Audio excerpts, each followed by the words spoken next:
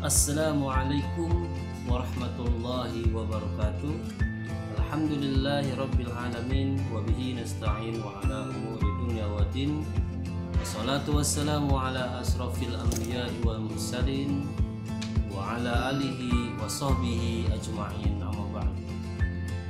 Bersyukur pada Allah, bersalawat pada Nabi kita Nabi Muhammad sallallahu alaihi wasallam, pada seluruh keluarganya, para sahabatnya, dan insyaallah sampai kepada kita umatnya yang senantiasa istiqomah menjalankan segala sunnah dan perintahnya. Alhamdulillah, pagi hari menjelang siang ini kita selalu dalam keadaan berbahagia, dalam keadaan kita selalu dilindungi oleh Allah Subhanahu wa taala. Alhamdulillah pula, tiada kata yang pantas kita ucapkan selain rasa syukur itu, karena ketika kita menyebutkan nikmat-nikmat yang telah Allah berikan kepada kita, sungguhnya kita tidak akan pernah sanggup untuk menghitung yang nikmat yang telah Allah berikan. Baik, tidak berpanjang kalam, kita akan sama-sama membahas pada pertemuan yang baik ini, yaitu materi tentang hadas, ya. Mari sama-sama agar kita diberikan kemudahan oleh Allah Subhanahu wa taala. Kita awali pertemuan atau pembahasan kali ini dengan bersama-sama kita mengucapkan lafaz basmalah. Bismillahirrahmanirrahim. Alhamdulillah, baik, sekarang kita akan masuk pada pembahasan yang pertama, yaitu terkait dengan hadas. Yang pertama yang harus kita pahami tentang hadas itu adalah pengertiannya. Sebetulnya hadas itu apa sih? Kenapa kok bisa disebut sebagai hadas? Jadi hadas adalah keadaan tidak suci pada diri kita atau pada seseorang, sehingga apa? Sehingga terhalang diri kita ini untuk melakukan sholat, untuk melakukan tawaf, atau ibadah-ibadah yang lain yang mengharuskan kita dalam keadaan suci. Jadi hadas itu adalah sebutan atau istilah untuk menyebutkan keadaan kita yang sedang tidak suci. Itu adalah hadas. Nah, hadas itu ada minimal dibagi kepada dua bagian, yaitu hadas besar dan juga hadas kecil. Nah, hadas besar adalah keadaan tidak suci pada seseorang, ya, yang diakibatkan atau yang disebabkan orang tersebut dalam keadaan junub, atau yang menyebabkan orang tersebut harus mandi besar atau mandi wajib.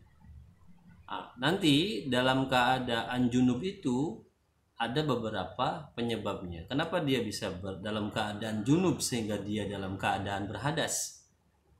Nanti akan kita detailkan selanjutnya. Lalu ada yang disebut dengan hadas kecil. Kalau hadas kecil adalah keadaan tidak suci pada diri kita karena kita belum berwudu, atau wudu kita batal. Atau wudu kita batal itu disebabkan karena kita buang air besar, buang air kecil, atau juga buang angin.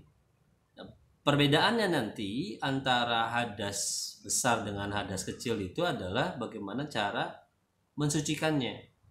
Nah, kalau hadas kecil cukup kita membersihkan alat yang kita gunakan untuk buang hajat atau BAB, BAK, kemudian bisa suci kembali dengan hanya berwudu.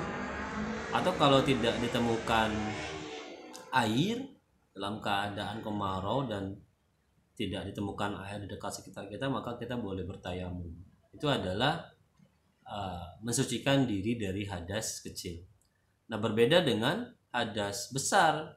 Ketika kita berhadas besar, dengan nanti rinciannya apa saja yang menyebabkan kita berhadas besar, maka untuk mensucikan diri kita harus dengan mandi besar atau mandi wajib.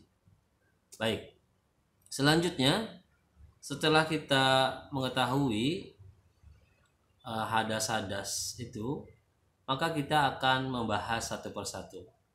Yang pertama tentang hadas besar. Setidaknya ada 4 hal yang menyebabkan kita ini berhadas besar.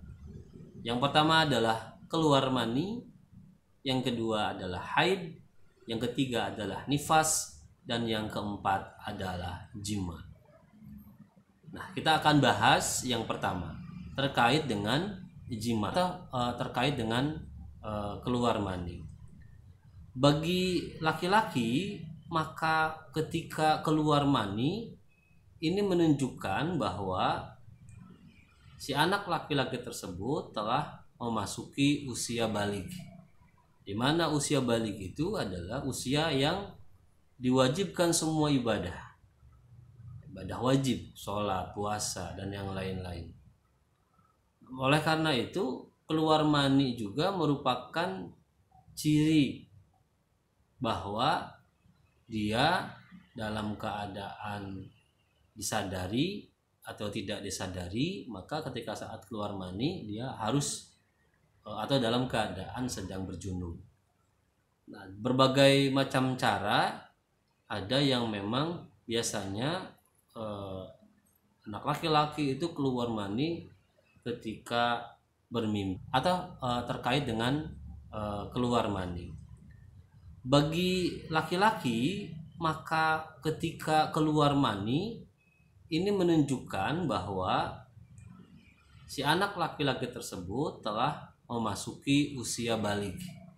Di mana usia baligh itu adalah usia yang diwajibkan semua ibadah wajib, sholat, puasa, dan yang lain-lain. Oleh karena itu, keluar mani juga merupakan ciri bahwa dia dalam keadaan disadari atau tidak disadari, maka ketika saat keluar mani dia harus atau dalam keadaan sedang berjunub. Nah, berbagai macam cara, ada yang memang biasanya anak laki-laki itu keluar mani ketika bermimpi. Bermimpinya macam-macam sehingga kemudian mengakibatkan dari alat kelaminnya mengeluarkan cairan. Nah, bagaimana ciri-ciri air mani ini? Ini harus bisa dibedakan. Paling tidak agar mengetahui bahwa yang keluar cairan dari alat kelamin kita adalah air mani, maka cairan itu, air mani dalam bahasa Al-Quran itu disebut nutfah. Ini cairannya kental dan agak berwarna putih, dan pada saat keluarnya ada rasa yang enak. Nah, hingga inilah kemudian disebut dengan air mani. Maka ketika cairan ini belum keluar, maka jangan sampai kita memaksakan diri untuk mengeluarkan cairan. Jadi biarkan saja normal. Artinya karena datang melalui mimpi. Sebab ada akibat dari ketika kalau kita sudah keluar air cairan ini, nutfah ini, air mani ini, maka secara otomatis harus kepada dirinya itu wajib hukum-hukum syariat Islam, sholat, puasa, tidak boleh lagi meninggalkan hal-hal yang pokok itu. Itu adalah ciri-ciri umum ya. Jadi intinya ketika laki-laki sudah keluar air mani, air nutfah, itu dengan cara alami, karena mimpi, cairannya kental, keluar agak berwarna putih, agak lengket, dan keluarnya ada rasa nikmat atau rasa enak, maka itu adalah ciri baligh. Dan wajib setelah dia tahu ketika itu sudah keluar, maka wajib dia mandi besar atau mandi wajib sehingga tubuhnya menjadi suci kembali. Kemudian yang kedua adalah yang menyebabkan kita berhadas besar, yaitu haid. Haid ini pastinya hanya terjadi pada golongan kaum perempuan saja. Laki-laki tidak mungkin ada yang berhaid ya. Nah, haid ini adalah apa? Adalah darah kotor yang keluar dari kelamin perempuan. Dan ketika perempuan sudah mengalami haid, maka ini pun menjadi ciri bahwa perempuan ini telah masuk pada akil balik atau menjadi orang perempuan balik, yang dimana kewajiban-kewajiban sebagai umat muslim harus dipenuhi. Dan secara biologis, maka ketika perempuan sudah berhaid juga ini menandakan kesuburan, sehingga batas-batas antara laki-laki dan perempuan juga ini harus diperhatikan. Nah, kapan cara bersucinya? Nah, kalau laki-laki tadi pada saat keluar air nutfah, air mani ini kemudian paginya atau kapan dia harus segera bermandi, harus mandi wajib. Nah, kalau perempuan adalah menunggu selesai tidak mengeluarkan darah lagi, dan rata-rata memang 1 minggu ya, dari 5 sampai 7 hari mengeluarkan darah ini. Selanjutnya yaitu nifas. Apa itu nifas? Nifas juga adalah terjadi hanya pada perempuan saja. Nifas itu adalah darah yang keluar pada saat melahirkan, atau pendarahan pada saat melahirkan. Setelah melahirkan juga itu disebut darah yang keluar itu adalah nifas. Dan ini hanya terjadi pada perempuan saja. Jadi ketika sudah selesai nifasnya, melahirkan dan darahnya tidak keluar lagi, maka perempuan tersebut harus mandi wajib atau mandi besar, sehingga kemudian tubuhnya menjadi suci lagi. Itu 3. Kemudian yang keempat yaitu terkait dengan jima. Apa itu jima? Jima ini kita bukan berbicara vulgar ya, karena memang ini bahasa fikih, ini bahasa yang harus disampaikan. Mohon maaf jika agak terkesan sedikit vulgar, terdengar sedikit vulgar atau apa, mungkin juga apalagi buat anak-anak. Tapi ini adalah pendidikan Islam, pendidikan Al-Quran yang memang harus jelas, harus detail, harus kita sampaikan agar anak-anak kita dan yang lain-lainnya menjadi paham. Yang keempat yaitu tadi tentang jima. Jima itu adalah hubungan badan antara suami istri yang sah. Ketika mereka sudah berhubungan badan, maka mereka menjadi keadaannya sedang berhadas, sedang junub. Agar kembali mensucikan dirinya, dia harus mandi besar atau mandi wajib. Oke. Kita akan bahas selanjutnya terkait dengan bagaimana tata cara agar badan kita itu suci kembali dari hadas-hadas yang tadi, baik hadas besar juga hadas kecil ya.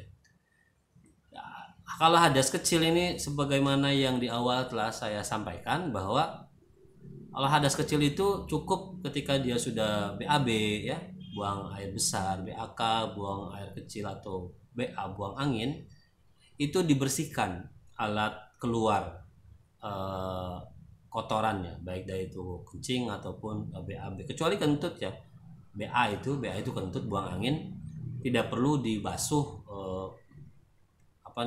bokongnya, kecuali memang pas kentut keluar bukan hanya sekedar angin saja tapi juga isinya yang lain. Jadi setelah dibersihkan dari kotoran yang menempel atau kotoran yang tadi kita buang, maka setelah itu cukup berwudu sebagaimana wudunya kita mau sholat, maka keadaan kita sudah menjadi suci.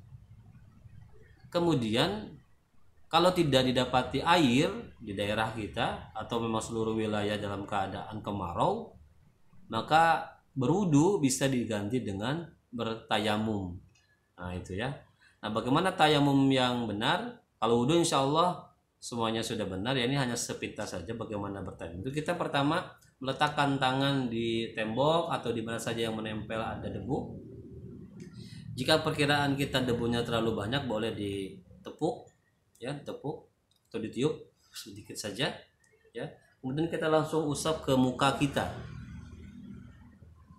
Ya, usap ke muka kita, langsung ke telapak tangan kita yang kanan dan juga yang kiri, dan ini selesai tayamum kita.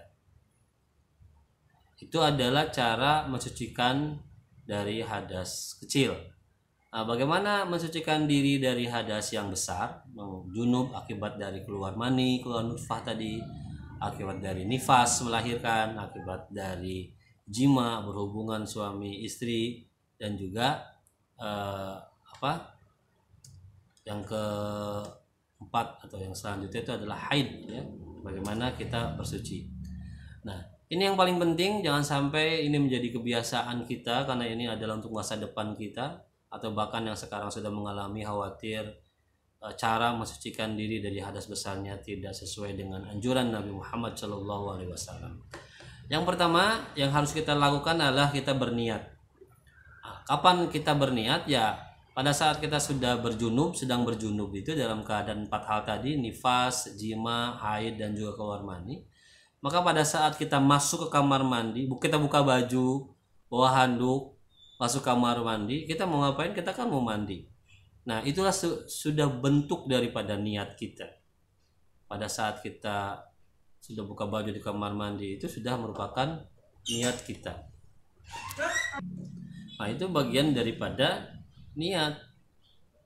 Jadi pada saat kita sudah masuk kamar mandi, sudah buka baju, jadi niatnya tidak diucapkan, cukup kita membaca Bismillahirrahmanirrahim. Terutama pada saat kita mau masuk kamar mandi, kita berdoa kan.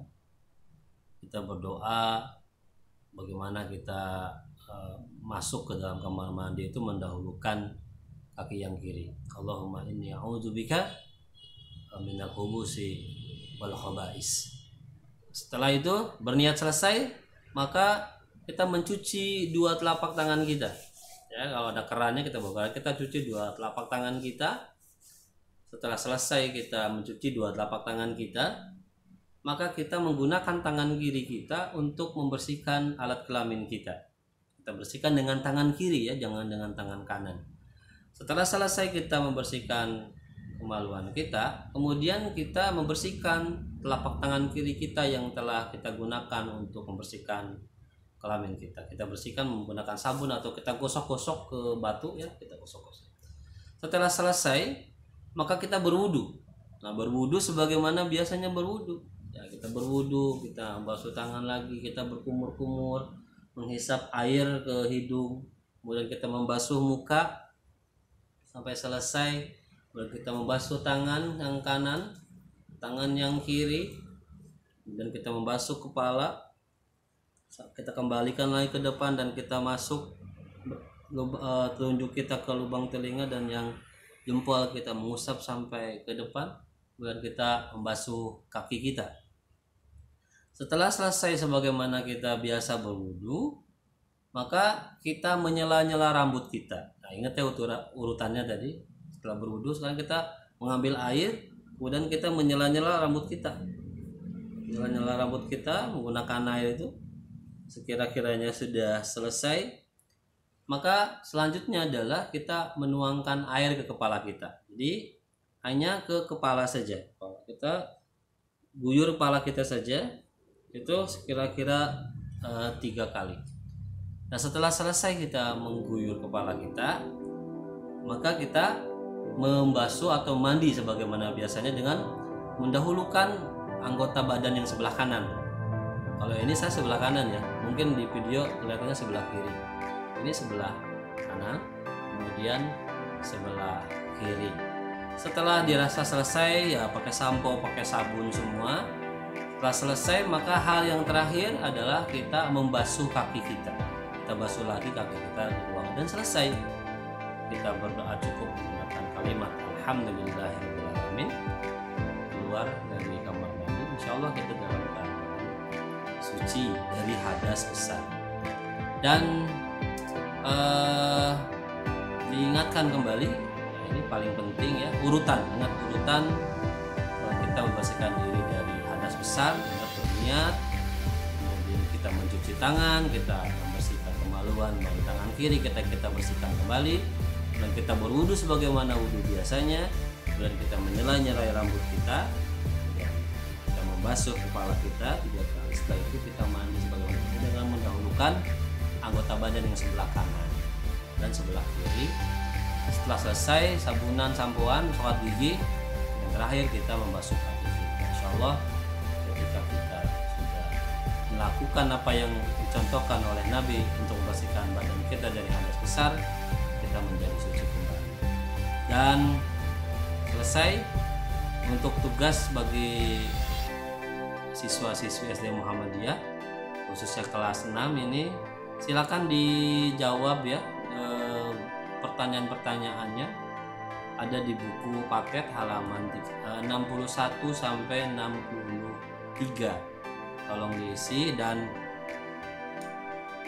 ini wajib dikumpulkan, nanti dikumpulkannya hari Rabu insyaallah. Dan yang terakhir, mohon didukung channel saya. Insyaallah jika channel ini bermanfaat, ini menjadi salah satu penambah nilai ibadah untuk menghapuskan dosa-dosa yang telah saya kerjakan selama hidup di dunia dengan mengklik tulisan subscribe ya. Kalau yang belum diklik silahkan diklik dan di like, boleh juga di komen masukannya, dan juga absen terutama buat siswa-siswi SD Muhammadiyah, absennya biasa di komen, sebutkan nama dan juga kelas apa, dan juga boleh di share, dibagikan jika memang ini dirasa bermanfaat buat kita semua. Sekali lagi terima kasih atas perhatiannya. Fastabiqul khairat, nasrul minallahi wa fathun qarib wa basyiril mu'minin. Assalamualaikum warahmatullahi wabarakatuh.